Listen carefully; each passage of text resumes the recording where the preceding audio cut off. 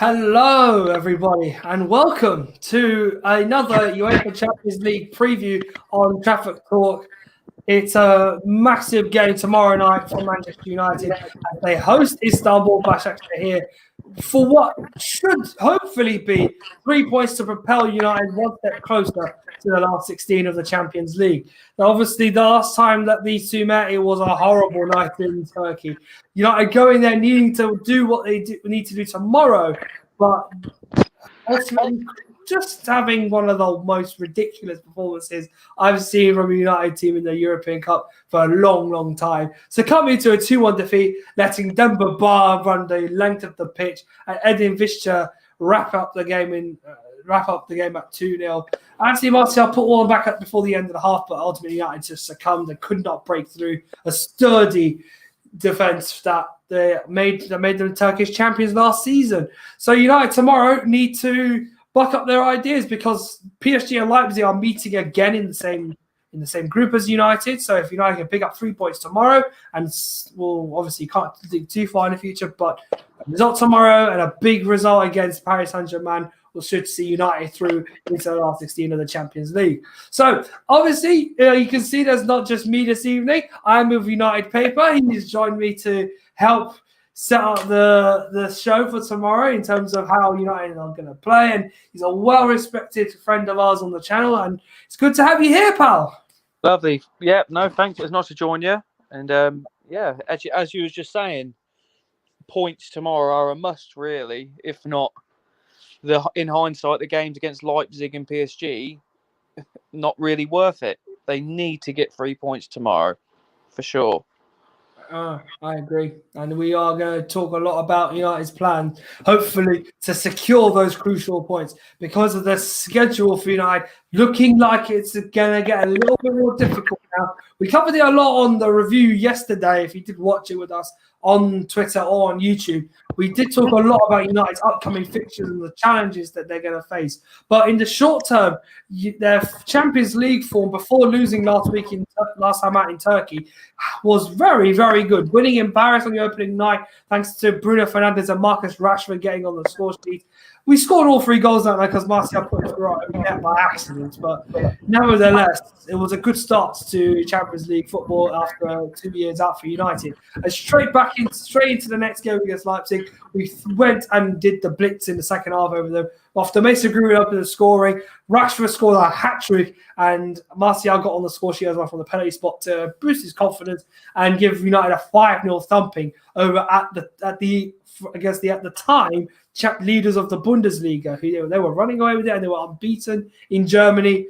Things haven't been so easy for Leipzig ever since. But since then, United's loss in Turkey coincided with Leipzig beating Paris Saint-Germain at home in match day 3. So at the present moment, the group sees United still top of the group, but not by much, with Paris Saint-Germain now lurking behind them on the 6 points, and then Leipzig are on 6 points, and then you have Paris on 3 and Istanbul Basaksehir also on 3 points. So the complexity is that United need to get 4 points from their next 2 games to secure qualification for the last 16.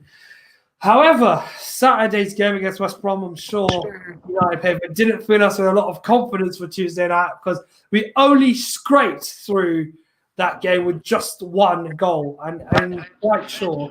Like many United fans, it was a very frustrating evening up to when we scored. Yeah, for sure. I was going to say, it really could go any way tomorrow, couldn't it? It's just so hard to predict. With as you said, the results against PSG and Leipzig were fantastic, and then you go to Istanbul, and I really don't know how it's going to go. I expect us to take the game to Istanbul tomorrow for sure. I think, but I don't think they're going to be easy to break down. That they were well organised, well drilled before, and they'll take their chances. Like Demba Ba, he don't need many chances, and it showed. It showed in the first game, and we was 2-0 behind second half of the game. We struggled to break them down, and I think they're going to be hard to break down at Old Trafford. And as everyone knows, we're struggling there at the minute, so it's going to be an interesting game. Like, I'm expecting 3 points, I really am. But I don't think it's going to be easy.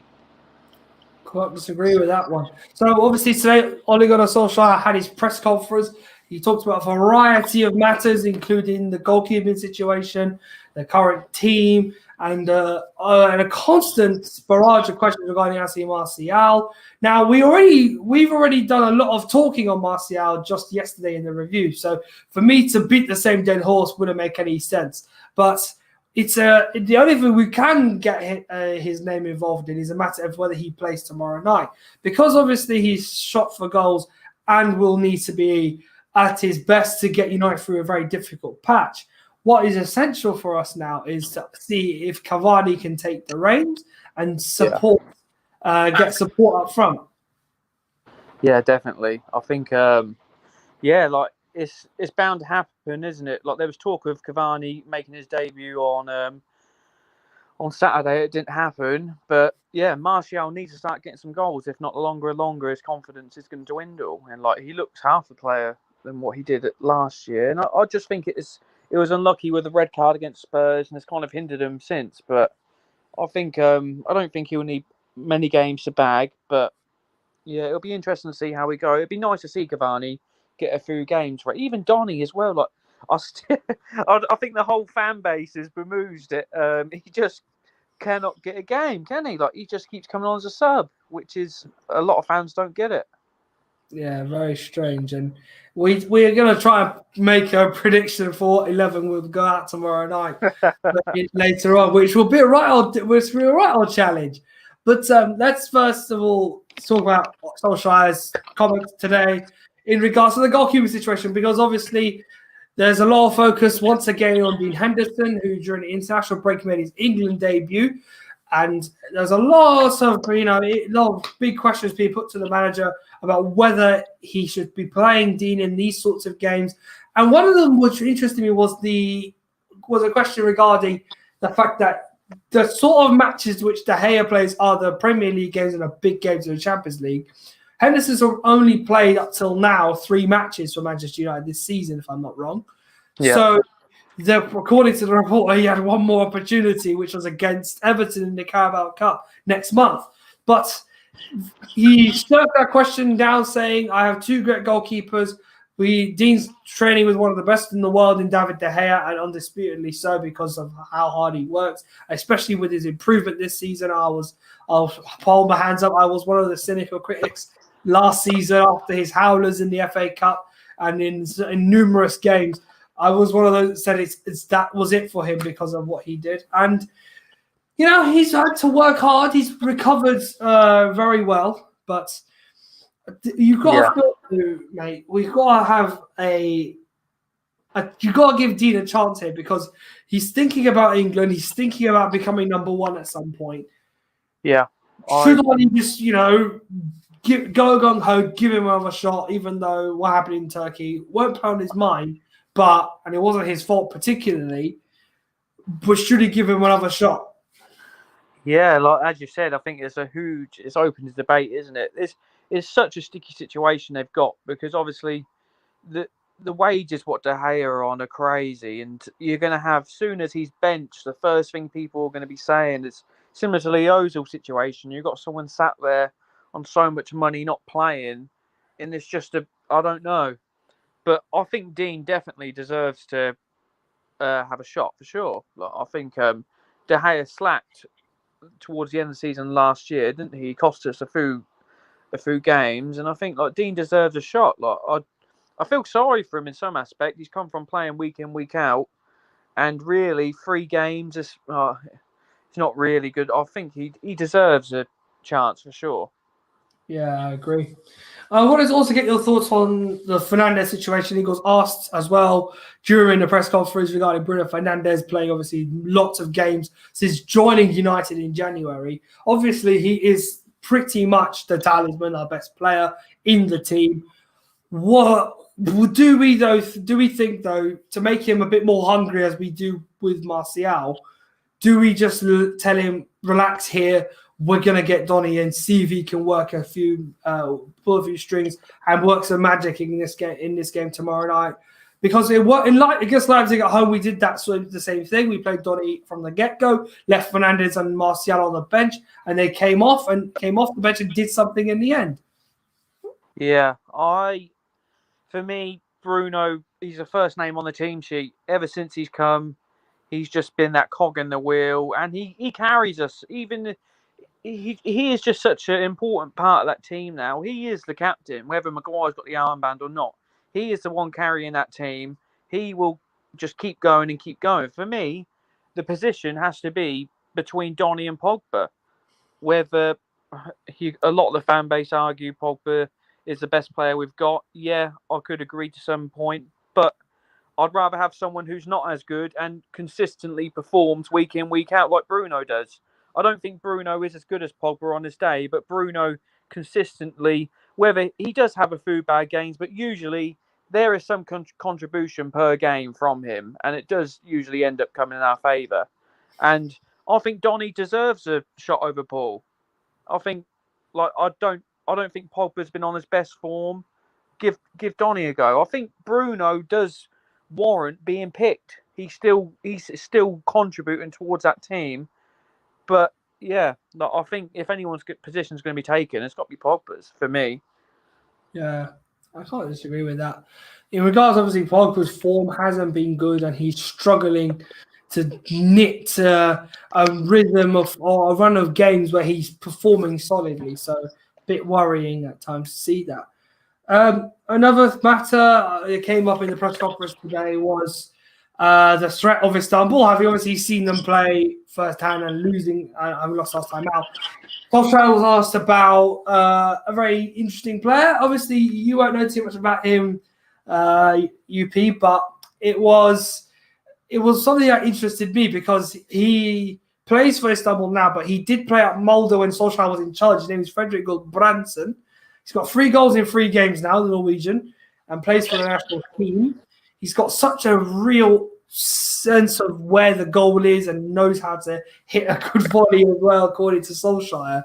So he will be possibly the man up front tomorrow night because it's likely Demba Ba's not fit. And Enzo Crivelli, the other option, who's from France, has a good goal scorer record for the club as well. He might not be able to start either. So Gulbrandsen is a strong, athletic player against the likes of Maguire, who does obviously lack pace, again, and Lindelof. He will definitely be one to watch tomorrow night. Yeah, definitely. I'm quite confident with I think the last 4 or 5 games, to me, Maguire's been really good. Recently, I think in international duty, he played really well, and ever since he's come back, he's been playing really good, and he never gets applauded because of his price tag. But I think for the last 5 or 6 games, he's been really solid. As you said, Lindelof, if it was me, I'd stick Axel in there and give him a run out. I see why he hasn't been getting picked, because it could be another scenario how we had with the Pogba injury where we rushed him back too soon. So I think Ollie has learnt from that mistake, and that's why he's held him back. But yeah, I think it'd be nice to see Axel given a go. He was given a go against PSG, wasn't he? So it'd be nice to see him back in that team next to Maguire. And I do think those two are the future partnership, unless we do sign another centre back. Yeah, I can't disagree with that, to be honest. It's a very catch-22 with the defence. Sometimes you've got a different performance every once in a while. One day they'll play very well, put a great shifting, and be talk of the town, and then the next day they're just a different shade of blue or red altogether. They don't seem to have a semblance of where they are sometimes. The stats are, like last year, if you go by the stats, like our defence was pretty solid, but when you watch on the eye test, if you watch it, it doesn't look solid whatsoever. It looks like it's just a big scramble, and it's all all sit behind the ball and let's try our best. But yeah, I do think Lindelof is good. Like he doesn't really get injured much. Sometimes a lot of people argue he's better than Maguire, but they're not going to drop Maguire, are they, after the price tag they've spent on him, as well as making him captain? So the person who's going to get dropped straight away is Victor. Yeah. It's a shrewd call, but you pay the money, you get what you get. Obviously, we don't have Luke Shaw because of that injury he picked up against Everton. So Alex Telles came in on Saturday. He's had a mixed bag in terms of responses, reviews to his performance on Saturday. For me, obviously, He came into the club as an attacking fullback, and he defends very well as well. He's got such a good awareness of the game on the left-hand side.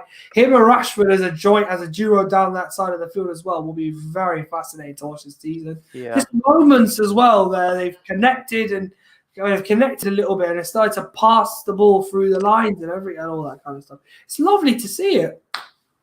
Yeah, definitely. I'm really optimistic about this guy. Like, his stats don't lie. Obviously, those numbers, whatever league you're in, when you're starting to get those sort of numbers, you're just a good player. And I think he's definitely going to be a great addition to the team. It's a shame because Luke has really been, he has been kind of hitting at the critics. He got an assist the other week, and he's been looking like one of our better players. So it's a shame, but he always gets injured, doesn't he? Every year he always picks it, and it's a shame. It really is. But Tellez, I'm really optimistic about. I think him and Rashford can, you can just tell by when he hits a cross that they're in the zone, aren't they? And really exciting addition to the team. As I said, I think that left hand side is sorted now for sure. Yeah, I agree. So he just needs to flip on and deal with the right hand side. But I'm excited to see what Ahmed Diallo can do when he comes in January. So yeah, no, he looks. Yeah, I think the whole fan base is quietly confident at the prospect of him because he does look really good. Like, obviously, I know all everyone's seen is short clips, but you can tell that he is a sought after player. The money they've spent on this guy, how young he is, and he isn't starting for Atlanta, but I've got a sneaky feeling that United have probably said we don't want the risk getting this guy injured, so keep him safe. I don't know, but yeah, I was going to say it'd be nice to see a player like that on the right. Yeah, well, I'm excited. Him, and I should also stress, if those who've seen the videos of the academy play yesterday against Tottenham, and the performance Facundo Pellistri put out against them as well, got an assist in that game, and a sufficient contribution to the victory against Tottenham. You're starting to see the fruits of United's labour from not buying a 110 million pound player and putting it into what looked low risk in the first instance. Low risk players, a young and up and coming talent. But I think Pellistri is one of these wonderful players that is destined to become one of the best in the world if you give him the right tuition and give him the right time to develop his game.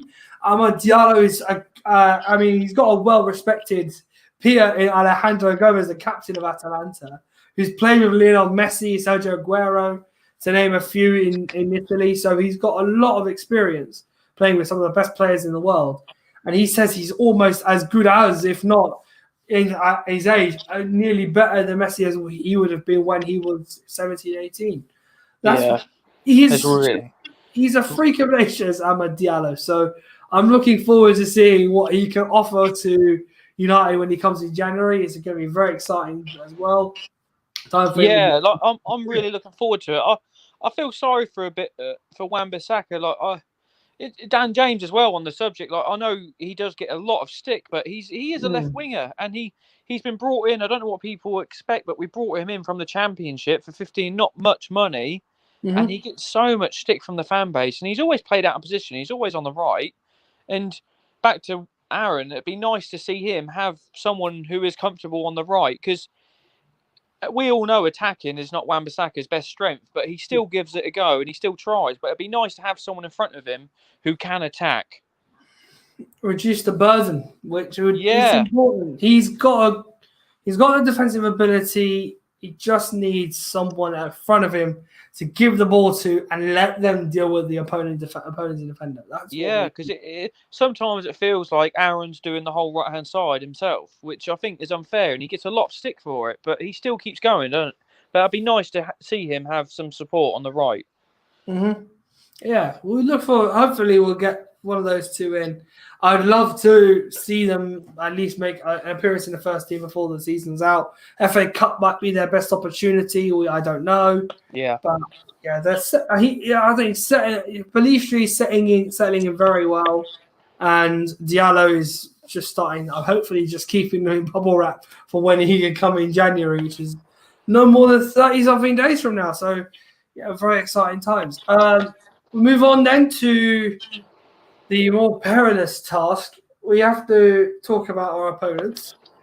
And this is where my big brain comes in. I did mention Frederick Branson. He's been in great form, 3 goals in 3 games for Istanbul. Since obviously beating Manchester United in the Champions League, they did win again in the league before the international break. However, their first match in the international break saw them succumb to a 3-2 defeat to Besiktas away from home. So, and there was also a lot of yellow cards in that game. So, and I think Mehmet Topal got sent off in that game. So he got a domestic ban, but he will be able to play against United tomorrow. For what it's worth, though, it's not ideal for United to play in the similar manner they did against them in early in November, because it's offering them an opportunity to do what they did in the first game, exploit your weaknesses and get you on the counter attack, and they did that quite remarkably on 2 separate occasions. I've also got to stress that they are very strong, as we've seen with Martin Skrtel, United player, to name a few, that are just combative. They don't give up. They give everything they can to keep their team in the competition or keep them in the game. Sure enough, it isn't made easy, but it's a hard job having to marshal these sorts of players on the football pitch. So Istanbul have a very weird threat tomorrow.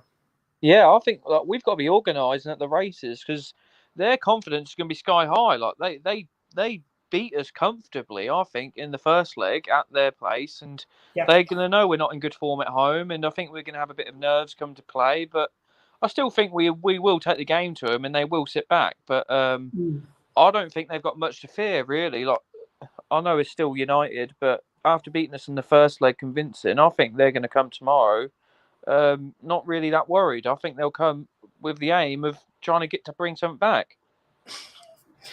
Robbie's just given us a nice hotel. Yes, I am in Sofia, everybody, in Bulgaria. If you're wondering why you're not seeing the blank white wall that is normally behind me. But yes, so I agree. I think we've got a lot to focus on tomorrow regarding our opponents.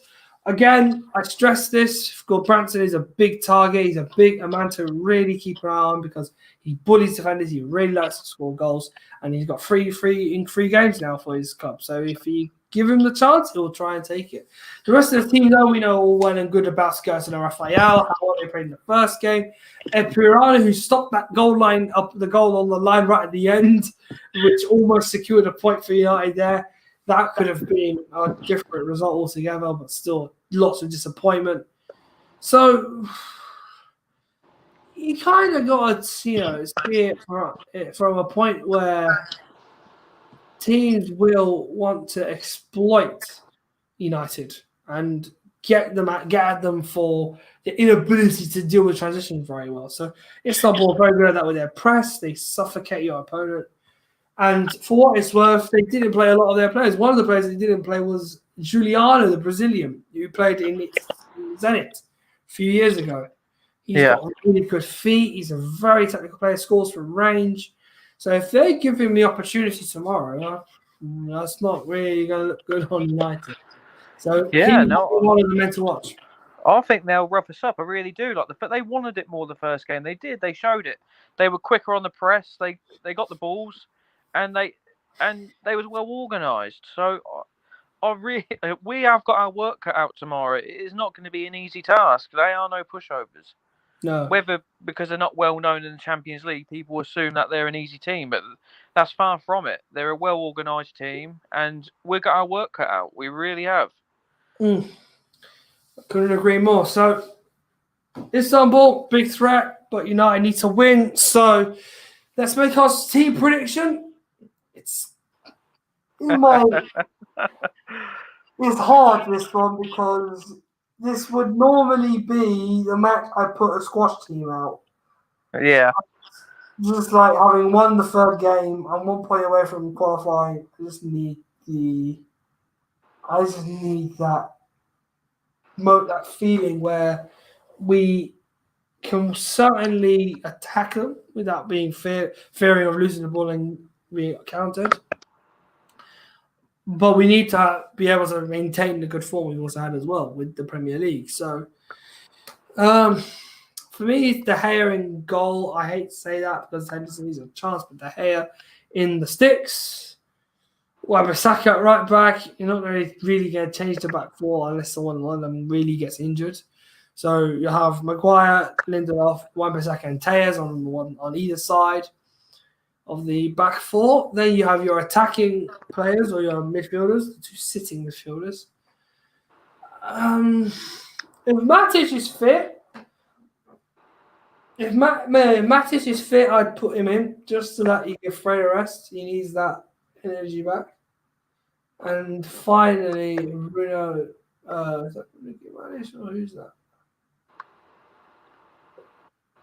I haven't got a clue. But no, I was just thinking two players that would make a difference, but and they got two in my head apparently. I'm that tired.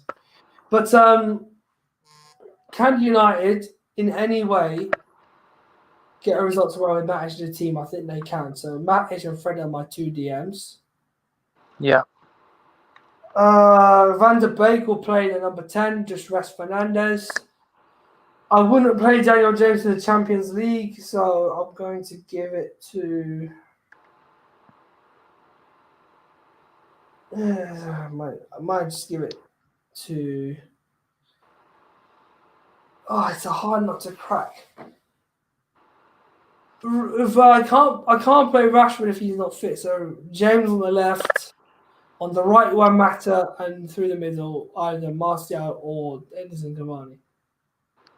Yeah, no, I'm not far off. I think you go De Gea in goal, Telles, Maguire. I think he'll go Axel and Wan-Bissaka. I think he'll go Fred, McTominay, Bruno. I think he'll start Martial, and as you said, I think Rashford might get a rest. I got a sneaky feeling he's going to put Mata in there as well. He just loves him the last 3 or 4 time, but yeah, I still don't think Donny will get a game. I don't think Paul will.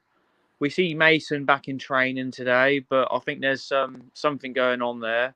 I don't think he'll get the start. So yeah, I think he'll go with Martial, and Cavani will come on as a sub. All right, I think that's probably the most logical approach. Yeah, Martial will start. All right, but if he doesn't, Cavani all the way. That would make a bit of sense, in my opinion. Hendo has been confirmed according to Cam. Let's just spot that out for you guys. There you go. Good old Cam, normally my co-host. He's given us a Hendo being confirmed, I think. He might hopefully start tomorrow. If he doesn't, De Gea will be the obvious candidate, but we'll see. We shall see. So, I mean, yeah, what was it? Daniel James on one side, Martial through the middle or on the left, and Cavani up front. One of those three will work it out between each other. But that's what I'm thinking. We see a bit of Martial back on the left on Saturday, and that was refreshing to see, to just watch him run and take players on like he used to, because he is so good at it. And it's so, and we use it a lot of the time now. We see him; he's always got his back to the defenders, and he does more of that kind of Firmino role where he's kind of doing more for the team than actually getting for himself. But that was nice to see him on the left, and just he looked more of himself. I thought of just taking on players, and he's really good in it, close in dribbling and stuff. And it was nice to see him do a bit of that again, because we kind of we've seen him in that striker role for so long. We kind of forget what he can and can't do. I mean, we've got to be. I think patience is important, but fans don't want to wait apparently because. No, he's got to start. Like for me, like his goal record last year was really good. I thought, and he don't even take any of the penalties, and I think he was just under 20 goals, which for me was really, and like he was. Like when we come back from the lockdown, he was unplayable in some games. He was so good. He is a top class player, but I don't know. Hopefully, he is definitely a confidence player as well, though, and he has been struggling recently. But it's that red card what is throwing it all off. But I think he'll be back. Yeah, I like the idea of him hopefully just finding his feet again and trying to rekindle the form we got used to see him develop during last season when United desperately needed goals and depended on Rashford and Martial to provide them. And Mason Greenwood bursting through, reducing the burden on those two as well. So, yeah, I mean, I think another player we neglected to mention was Mason Greenwood. He's been out of the team for a while, but mainly because United were looking to just protect him because of the difficulty he's been going through, not only mentally recently with the latest passing of his late friend Jamie Wiston, but also the overwhelming scrutiny through the media on regards to his personal life and what he gets up to in his spare time. And I feel like it's not been good for him. So tomorrow couldn't come at a better time for him. So he can get back to focusing on the task at hand and hopefully score more goals this season. Yeah, I don't think he'll get the start, but I think we'll definitely see him. I think he'll come on as a sub, but it'd be nicer as well. Like if this is a good thing about Diallo coming in, it'll be nice to see Mason play in his natural position because all most of us have ever really seen him is on the right or the last 10 minutes as the striker, and it'd be really nice to have someone who can still kind of rotate with Martial on the starting lineup. Yeah. Hopefully he'll get a chance to score more goals tomorrow. And if anything, it will be ideal if he can get more goals in the next few days, especially with the sort of fixtures coming up in the next couple of matches as well. Cam's back again in the old chat saying we need to get back to having those three stars. Agree with Martial and Rashford, who he's referring to. I'm inclined to agree, but I would rather the matches that matter, so the ones against, for example, the game against PSG or the game against Man City, those sort of games, I would trust those three to play if they're fully fit, but neither of them are looking 100%, so you're worrying a bit more now as to whether they're able to replicate that form. And, all curious questions. Yeah, definitely. I agree with Cam. I do. That front three was just. It was towards the end of the season. They were crazy. It was so refreshing to watch. I think it's the first time, as a United fan, in 4 or 5 years, we actually had some sort of consistency where we was winning each week, and we was quite confident as well going into games. But I think now we've kind of fallen back into that. I honestly couldn't tell you what could happen tomorrow. It could go either way.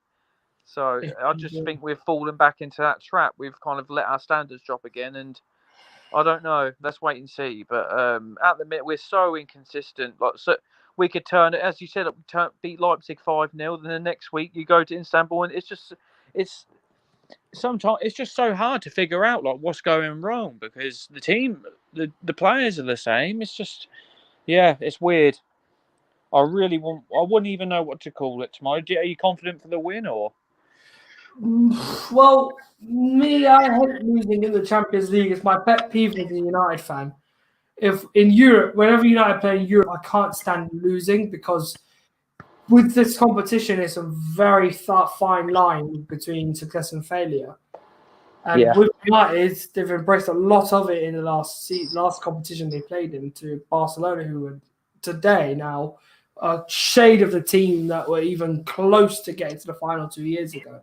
So really, I mean, to get a result tomorrow that will, in any way, shape or form, get United a step closer to being in the last 16, but also secure sort of calming their powers that be above from doing anything stupid. Yeah, I think you're right. On paper, we should be winning this pretty comfortably, in all honesty. But yeah, let's wait and see because as you said, I think the way this fan base operates, we are a couple results away from disaster. We really are. Because even after the win on the weekend, there's still meltdown in the fan base, and it's just I know we won, but it wasn't convincing. So it's going to be interesting to see how it pans out. It really is. We know how this club operates, and yeah, They know how we feel. even Van Gaal didn't last, and he won. He got the FA Cup, didn't he? Yeah. So yeah, I think they will have one eye elsewhere. I really do. I hope they can just get the job done tomorrow. A reminder, obviously, United need to win tomorrow night against Istanbul, and a result against Paris Saint-Germain next time out will secure United's spot in the last 16. But for a prediction, I'm going to be modest with the way we performed. If we're going to win, we need to win with a clean sheet because we don't want to allow the opportunity to get back into the game. So preferably I'd go with a 2-0 win. Get the 2 goals, try and get players off and relax them for the next one. So yeah for me it's going to be 2-0. I think we will win, but as I said, I don't know what team's going to turn up. But on paper, I fancy a 3-1 win. That striker you mentioned, he's looked dangerous. I think he could cause us some problems on the set pieces, but I think we've got enough to win the game. And I don't think we, on hindsight, if you look, we haven't really done that bad. When we first got, this was the group of death it was named. We've done pretty well so far. So let's hope we can get 3 points tomorrow, and we're pretty much there, qualified, which I think is not bad. In the league as well, we're not really sitting that bad. We're still amongst it with a game in hand. So I think there's a lot to be optimistic about for sure. Certainly, and I want to share that optimism as well, obviously, because we are still in November, crossing December next week, so plenty of football is yet to be played and still needs to be completed. And this team will need to gel quickly and get back to rekindling a form that we saw last season to propel them up the league. So it'd be essential if they could get that. So I think we've covered pretty much everything. So that's it from me. I'm as tired as a goose right now, so I need to go to that thing behind me. So for me, that's it from now. For me now, tonight. Tomorrow night, though, the review will be out. We'll be recording the review, and that will go out on Wednesday. So myself and fellow comrades will be here to discuss the match and the matters at hand. Cam's telling me it looks like a host a nice hotel. It does look very nice. It's one of the finest ones I've ever been in. I might show you around tomorrow. You see how it looks on the old Twitter feed. But alas, that's it from me. Obviously, if you want to know more about Trafford Talk, about all the podcasts, all these shows we're bringing out, please hit the YouTube subscribe button. We want you to join our community. We want you to share your thoughts on match day reviews as well. If you want to get more of our views on the old Twitter feed, our Twitter is also there. Everything is Trafford_Talk. And you'll find all of our socials, all of our news, all of our updates there. And hopefully, if you do choose to stick around with us, we hope to bring you more wonderful content. I'll be back tomorrow night, hopefully with more than just me and United Paper to see through tomorrow night's game. But until tomorrow, take it easy, everyone, and we'll see you on the review.